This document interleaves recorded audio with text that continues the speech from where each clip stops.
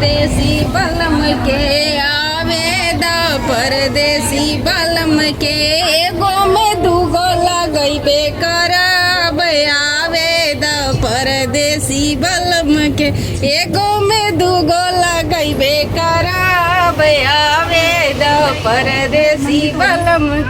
अपने खाइब पिज्जा और बर्गर अपने खाइब पिज्जा और बर्गर सैया के रसमलाई मंगैबे करब अरे सैया के रसमलाई मंगैबे करब सासू जी के चोकर के लिट्टी सासू जी के चोकर के लिट्टी ऊपर से मरिचा धरैबे करब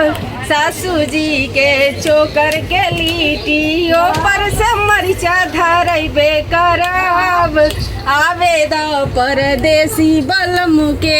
एगो में दूगो लगैबे करब आवेद परदेसी बलम एगो में दूगो लगैबे करब आवेद परदेसी बलम के अपने सूतब कोठाया टारी अपने सूतब कोठाया टारी सैया के पलंग पर सुतैबे करब अरे सैया के ट्रेन में सुतैबे करब सासू जी के टूटही खटियावा सासू जी के टूटही खटियावा